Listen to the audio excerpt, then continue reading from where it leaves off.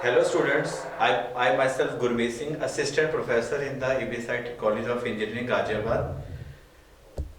आज की क्लास के अंदर हम बिल्ड प्रोसेस देखेंगे। What is the build process in the embedded system. इससे लास्ट क्लास के अंदर मैंने क्या क्या कंपोनेंट्स यूज किए थे, किस किस तरीके से हम कंपोनेंट को यूज करके हम एम्बेडेड सिस्टम को डिजाइन कर सकते हैं।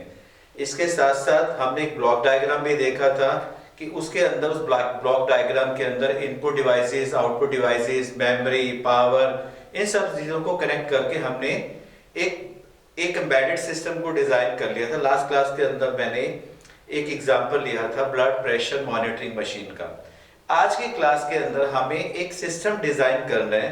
हम ये देखेंगे कि बिल्ड प्रोसेस किस तरीके से करते हैं। अगर हम बिल्ड का मीनिंग ही देखें तो बिल्ड का सीधा साधा मतलब होता है किसी चीज को फुल्ली डिजाइन करना। अगर फुल्ली डिजाइन करते हैं तो उसके लिए हमें क्या क्या चीजों की रिक्वायरमेंट होगी, हम क्या क्या लेंगे। अगर हम देखें थोड़ा सा बैक क्लास को थोड़ा सा ध्यान में रखते हुए कि हमें क्या क्या चीजें चाहिए, ठीक है, हार्डवेयर, सॉफ्टवेयर। लेकिन इससे पहले अगर मैं देखूं, अगर मैं सोचूं कि मुझे बनाना क्या है, what I am going to make, ठीक है, उन चीजों को इस बिल्ड प्रोसेस के अंदर हम देखेंगे कि बिल्ड प्रोसेस में मुझे बनाना ही क्या है। यानी सबसे पहले मेरा थॉट क्या रहेगा, एक एप्लीकेशन को डिजाइन करना रहेगा। यानी मुझे उस एप्लीकेशन के लिए क्या क्या रिक्वायरमेंट रहेगी, क्या हार्डवेयर रहेगा, क्या सॉफ्टवेयर रहेगा, ठीक है। इसके साथ साथ मुझे उस हार्डवेयर और सॉफ्टवेयर को इंटीग्रेट करना है। इंटीग्रेट करने के बाद टेस्टिंग करना है। टेस्टिंग के बाद फिर क्या रहता है कि हार्डवेयर के अंदर क्या एरर्स रहती है, सॉफ्टवेयर में क्या एरर्स रहती है, उसको डीबग करना है। और फाइनली मुझे एक प्रोसेस को बिल्ड करना है, क्योंकि आज वाली क्लास के अंदर हमें एक प्रोसेस को बिल्ड करना है। लेकिन इसके साथ साथ हमें ये भी देखना है कि बिल्ड प्रोसेस के अंदर सॉफ्टवेयर जो है उसका क्या मीनिंग रहता है। यानी जो हम कोड लिखते हैं, अगर मैं इस ब्लॉक डायग्राम को देखूं तो इसके अंदर कुछ ब्लॉक्स दिख रहे हैं। जैसे पहला है सोर्स कोड। इस सोर्स कोड को अगर मैं देखूं सीधे साधे बिल्ड प्रोसेस के अंदर तो मुझे नजर आ रहा है कि मुझे सोर्स कोड को कन्वर्ट करना है उस कोड के अंदर जिसके अंदर मेरा सिस्टम रन कर सकता है।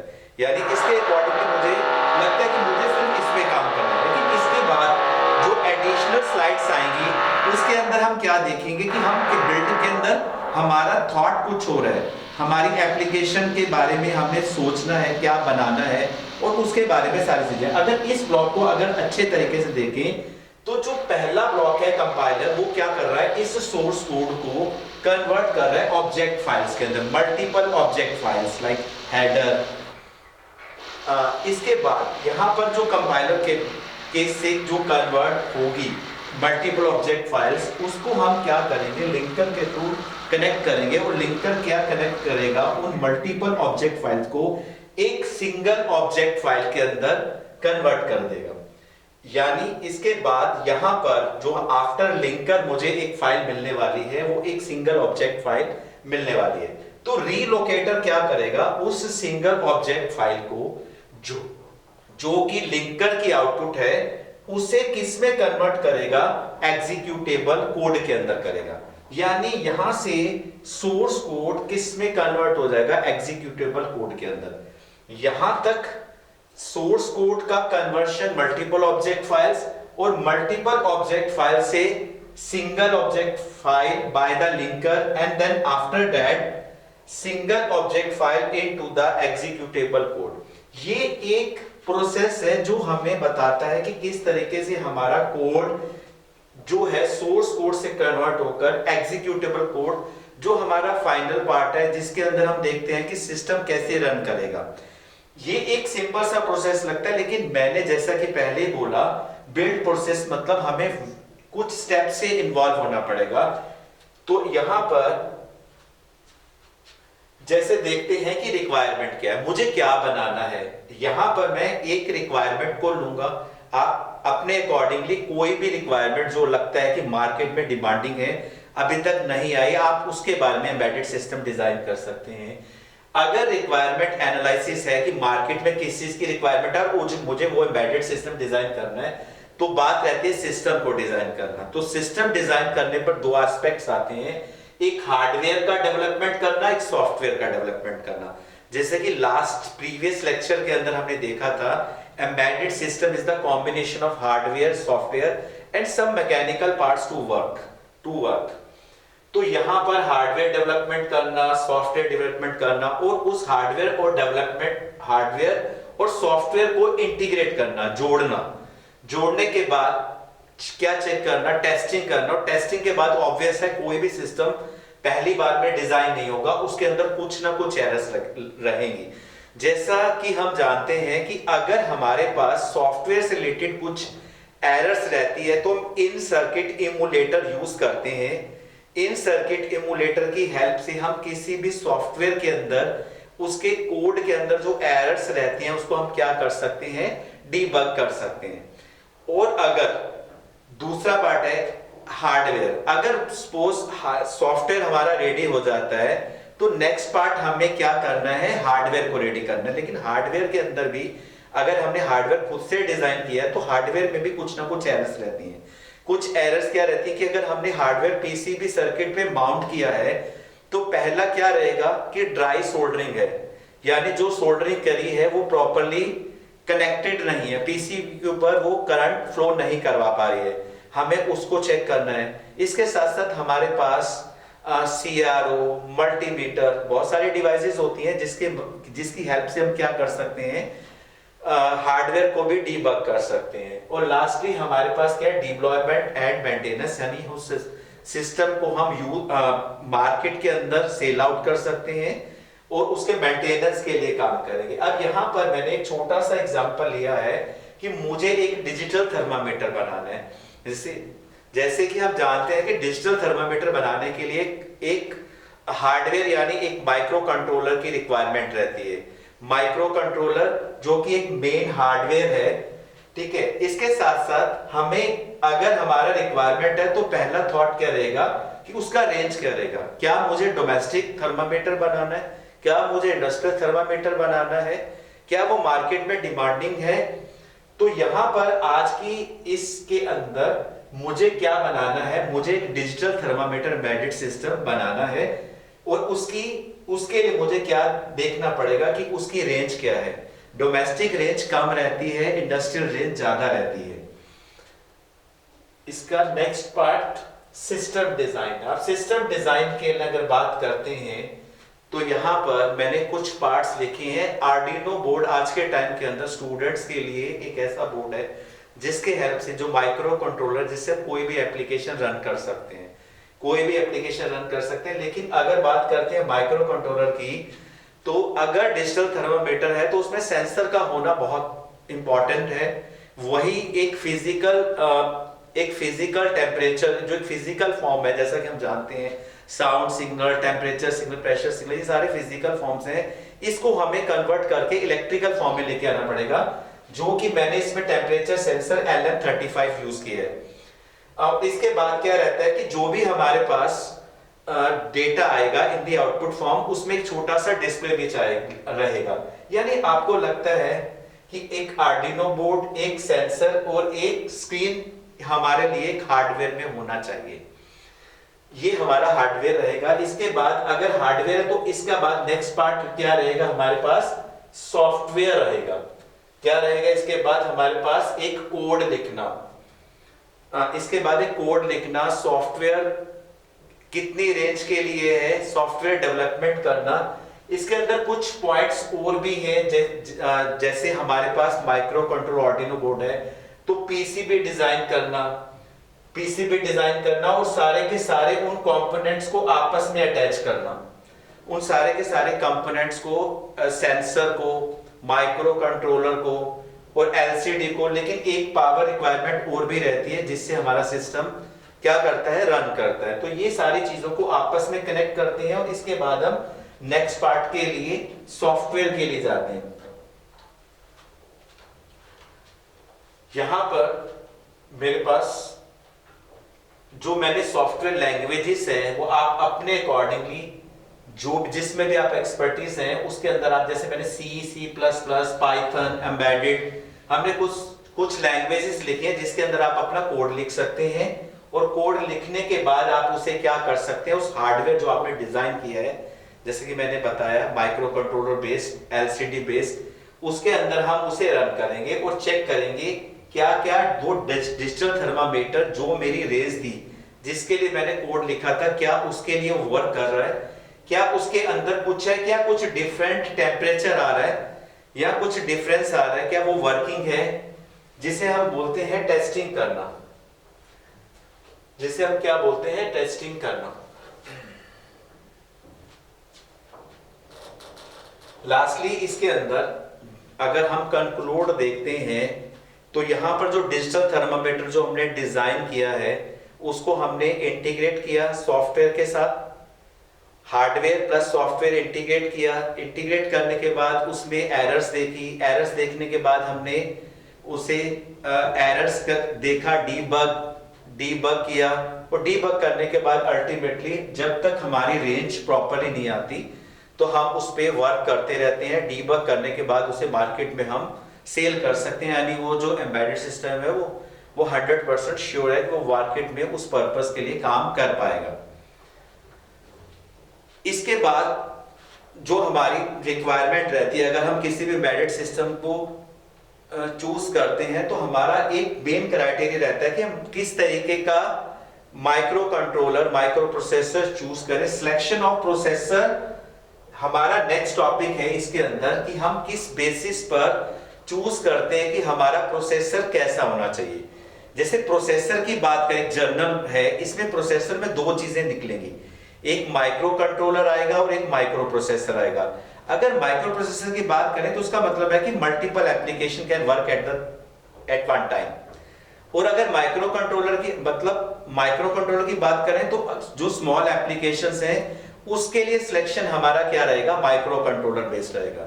अगर ज्यादा एप्लीकेशंस है हमारे पास तो माइक्रो प्रोसेसर। तो सिलेक्शन करते वक्त हमें इस चीज का ध्यान रखना जरूरी है, क्योंकि जो माइक्रो कंट्रोलर या माइक्रो प्रोसेसर है उसका काम क्या है, इंस्ट्रक्शन को फेच करना, डिकोड करना और एग्जीक्यूट करना। कोई भी इंस्ट्रक्शन है, कोई भी डेटा है, उसको वो क्या करेगा, फाइनली एग्जीक्यूट करेगा। तो उसका रिक्वायरमेंट हमें देखना पड़ेगा कि हम क्या बना रहे हैं, हमारी एप्लीकेशन छोटी है कि बड़ी है। तो माइक्रो प्रोसेसर हमारी बड़ी एप्लीकेशन के लिए, जैसे कि यहां पर मैंने कुछ और भी प्रोसेसर्स लिखे हैं, जैसे माइक्रो कंट्रोलर, माइक्रो प्रोसेसर के अलावा डिजिटल सिग्नल प्रोसेसर भी हैं। जो डिजिटल सिग्नल, अगर हम कुछ कैलकुलेटर डिजाइन कर रहे हैं, कैलकुलेटर भी एक एम्बेडेड सिस्टम है, तो मेरा चॉइस क्या रहेगा कि मैं कुछ ऐसा प्रोसेसर हूं जिसमें मैथमेटिकल कैलकुलेशन के लिए एक्सपर्ट हो। उसके लिए मैं प्रेफर क्या करूंगा, डिजिटल सिग्नल प्रोसेसर को मैं प्रेफरेंस दूंगा, जो कि एक मैथमेटिकल कैलकुलेशन के लिए सिग्निफिकेंट रहता है। और अगर कोई ऐसी एप्लीकेशंस है जो प्रॉपर एक एप्लीकेशन स्पेसिफिक है, उसके लिए मैं क्या लूंगा, एप्लीकेशन स्पेसिफिक इंटीग्रेटेड सर्किट। ये वाला सर्किट हम अपने माइक्रो प्रोसेसर या माइक्रो कंट्रोलर के साथ भी ऐड ऑन कर सकते हैं। इसका काम एक पर्टिकुलर एप्लीकेशन पे काम करना रहता है। और क्या रहता है, अगर मैं एक ऐसा इंजीनियर हूं जो मेरा डेली वर्क क्या रहता है कि प्रोजेक्ट डिजाइन करना, तो मैं डेली माइक्रो कंट्रोलर या माइक्रो प्रोसेसर परचेस नहीं कर सकता। तो मैं उसके लिए क्या करूंगा, कुछ ऐसे डिवाइस लूंगा जिसको मैं रीप्रोग्राम कर सकूं। जैसे कि एक एग्जांपल है एफपीजीए।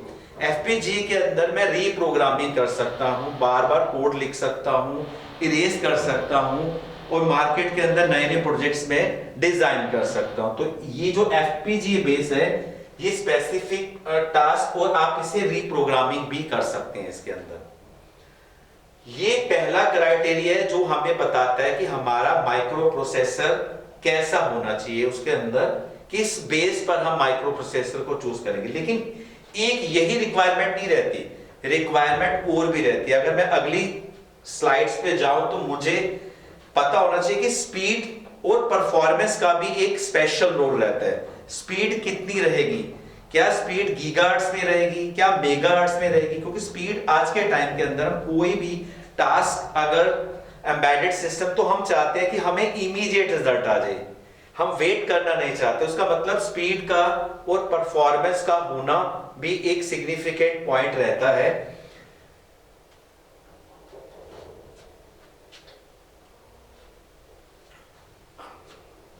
पहला हमने पॉइंट देख लिया। सेकंड पॉइंट हमारे पास है प्रोसेसिंग स्पीड। प्रोसेसिंग स्पीड जैसे कि मैंने बोला कि हमारा स्पीड किस में रहेगी, मेगाहर्ट्ज गीगाहर्ट्ज। इसके साथ साथ ये भी डिपेंड करता है कि हमारा एप्लीकेशन स्मॉल है कि लार्ज एप्लीकेशन है। तो उसके अकॉर्डिंगली मुझे मार्केट के अंदर micro controller 8 bit, 16 bit, 32 bit, 64 bit, उसके अकॉर्डिंगली भी परचेज करना पड़ेगा। जितना ज्यादा बिट प्रोसेसर होगा उसकी स्पीड, उसकी परफॉर्मेंस, उसकी एफिशिएंसी अकॉर्डिंगली इंक्रीज होती जाएगी। एक पावर रिक्वायरमेंट वाली बात भी रहती है कि पावर कंजम्पशन कितना हो। अगर मेरे पास कोई ऐसी डिवाइस है, स्मार्ट वॉच है, आईओटी डिवाइस है, जिसके अंदर कंजम्पशन क्या रहती है, हम जैसे कि जानते हैं स्मार्ट वॉचेस के अंदर क्या रहता है, एक बटन सेल रहता है, रिक्वायरमेंट उसकी कुछ और होगी। अगर मेरी रिक्वायरमेंट क्या है, रोबोट है, अगर मैं कोई एम्बेडेड सिस्टम रोबोट बेस बना रहा हूं, तो मुझे मालूम है कि उसके अंदर पावर रिक्वायरमेंट एक बटन सेल नहीं रहेगी, एक रिक्वायरमेंट क्या हो जाएगी, बड़ी बैटरी से क्या होगा, मुझे यूज करनी पड़ेगी। तो पावर कंजम्पशन हमारे अकॉर्डिंगली नहीं है, हमारी वर्क पे डिपेंड कर रहा है कि मेरा वर्क कैसा है। अगर स्मॉल बेस्ड है तो एक बटन सेल की लाइफ ही 1 ईयर हो सकती है, और अगर हमारा वर्क ऐसा है, रोबोटिक बेस्ड है, एक रोबोटिक सर्जन है जो सर्जरी करता है, तो उसमें अंदर रिक्वायरमेंट क्या रहेगी, पावर बूस्टअप रेगुलर रहेगा जो है। तो ये भी डिपेंड करता है। इसके बाद ये भी डिपेंड करेगा कि हमारी मेमोरी सपोर्ट क्या रहेगी। अब इस पे भी हमारी एप्लीकेशन डिपेंड करती है। अगर स्मॉल बेस्ड एप्लीकेशन है तो मेमोरी रिक्वायरमेंट कम रहेगी, और अगर लार्ज एप्लीकेशन है तो मेमोरी रिक्वायरमेंट ऑटोमेटिकली बढ़ जाएगी। बजट भी डिपेंड करेगा। जब हम किसी भी माइक्रो कंट्रोलर, माइक्रो प्रोसेसर को परचेज करने जाते हैं कि हमारा बजट और हमारी एप्लीकेशन क्या दोनों एप्रोप्रिएट है, क्या वो हमारी एप्लीकेशन को कवर कर पा रही है, और हमारा बजट कितना, तो उसके अकॉर्डिंगली मार्केट के अंदर जो भी हमारे पास डिवाइसेस हैं हम उसके अंदर चूज कर सकते हैं। और एक जैसा कि मेरी लास्ट वीडियो लेक्चर में मैंने ये बताया था कि आज के टाइम के अंदर एम्बेडेड सिस्टम का नेटवर्किंग होना बहुत जरूरी है। यानी एक एम्बेडेड सिस्टम क्या हमसे बात कर सकता है, क्या मैं यहाँ बैठे बैठे अपने घर की लाइट्स ऑन ऑफ कर सकता हूँ, एसी ऑन ऑफ कर सकता हूँ, घर के अंदर हमारे पास जो डिवाइस है क्या वो एम्बेडेड सिस्टम बेस्ड है, यहाँ पर मैं यहीं से अपने फोन से उसे कनेक्ट करके ऑन ऑफ कर सकता हूँ। इसका मतलब है कि एक एम्बेडेड सिस्टम दूसरे एम्बेडेड सिस्टम से बात कर सकते हैं, हम उसे बात करवा सकते हैं इंटरनेट की हेल्प से, TCP/IP प्रोटोकॉल से, transmission control protocol, internet protocol हमारे पास। यानी हम एक डिवाइस, तो इसका मतलब क्या हुआ कि हम अपने डिवाइसेस को पेरिफेरल पोर्ट से, वाईफाई से क्या कर सकते हैं, ब्लूटूथ से। अगर इस कमरे के प्रीमिसेस में अपने डेटा शेयर करना है तो हम ब्लूटूथ की हेल्प लेंगे। अगर लार्ज डिस्टेंस बढ़ाना होगा तो हमें क्या लेना पड़ेगा, उसी प्रोटोकॉल्स की, वाईफाई, इंटरनेट, लैन, सबकी कनेक्टिविटी से हम क्या कर सकते हैं, डेटा को शेयर कर सकते हैं। इसके साथ साथ जब हम रिक्वायरमेंट की बात चलती है कि हम कैसा प्रोसेसर लें, तो ऐसा ये भी रहेगा कि हमें इसे यूज कहां करना है, क्या उसे नॉर्मल कंडीशन घर के एनवायरनमेंट में करना है या फिर उसे इंडस्ट्रियल करना है। अगर इंडस्ट्रियल की बात करते हैं तो हमारा जो प्रोसेसर होना चाहिए रग्ड होना चाहिए, यानी वो कैपेबल होना चाहिए। क्या उस हीट में, अगर हमारा इंडस्ट्रियल एप्लीकेशन कुछ इस तरीके से है कि उसमें हीट रिक्वायरमेंट है, वहां पर फर्नेस है, हीट रिक्वायरमेंट है, तो इसका मतलब क्या वो काम कर पाएगा, क्या उस हार्श एनवायरनमेंट के लिए हमारा प्रोसेसर कैपेबल है। इन चीजों को भी हमें देखना पड़ेगा। ये जो पॉइंट्स हैं, ये सारे के सारे पॉइंट्स बताते हैं कि हम किस तरीके से प्रोसेसर का सिलेक्शन कर सकते हैं, उसमें कॉस्ट क्या रहती है, उसमें स्पीड क्या रहती है, क्या वो पेरिफेरल सपोर्ट करता है, क्या वो इनपुट आउटपुट को सपोर्ट करता है, उसका वो क्या हमारे बजट में है।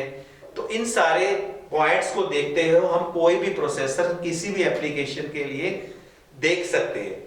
नेक्स्ट मेरा पार्ट है डीएमए कंट्रोलर। डीएमए कंट्रोलर है डायरेक्ट मेमोरी एक्सेस कंट्रोलर। ये क्या करता है हम इसे देखते हैं।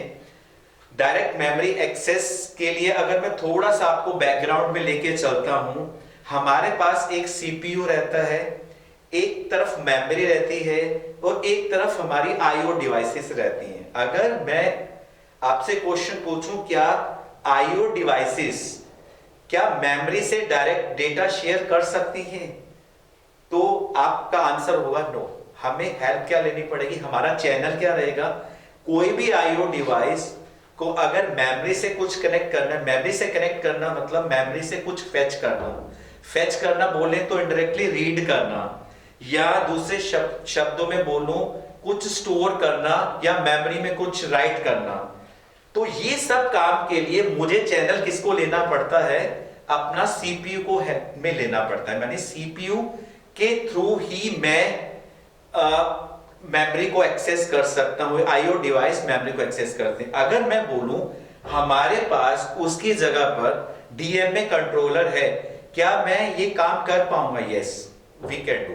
हमें अगर हमारे पास डीएमए कंट्रोलर चिप है तो हम अपने सीपीयू को बाईपास कर सकते हैं। उसकी जो इंटरवेंशन है उसको हम क्या कर सकते हैं? अब सीपीयू इंटरवेंशन नहीं करेगा, हम सीपीयू को बाईपास। लेकिन ये प्रोसेस इतना सिंपल नहीं रहता। इस प्रोसेस के लिए हमें क्या करना पड़ता है? सबसे पहले जो आईओ डिवाइस मेमोरी से कनेक्ट करना चाहती है वो सबसे पहले एक रिक्वेस्ट भेजती है। इसके लिए मैं आपको एक ब्लॉक डायग्राम दिखाता हूं जो हैंड रिटन है। ये आईओ डिवाइस इस मेमोरी से डायरेक्टली नहीं कर सकती डायरेक्टली। इसके लिए इसको सबसे पहले जो मैंने बताया, इसको किसकी हेल्प लेनी पड़ती है? सीपीयू। तो अब हम क्या करते हैं? सबसे पहले आईओ डिवाइस अगर हमारे पास डीएमए कंट्रोलर है तो एक डीएमए रिक्वेस्ट सेंड करता है। ये डीएमए रिक्वेस्ट जब डीएमए कंट्रोलर के पास आती है तो डीएमए सेम रिक्वेस्ट होल्ड के लिए सीपीयू को सेंड करता है। पहला ये है, मैंने यहां पर दिखा रखा है। पहला पॉइंट ये है, पहली रिक्वेस्ट आईओ डिवाइस से डीएमए रिक्वेस्ट डीएमए कंट्रोलर से आई। डीएमए कंट्रोलर को जब ये मिली उसने होल्ड रिक्वेस्ट सीपीयू को सेंड कर दी। जब सीपीयू को होल्ड रिक्वेस्ट आई तो यहां पर एक पॉइंट लिखा हुआ 3 नंबर।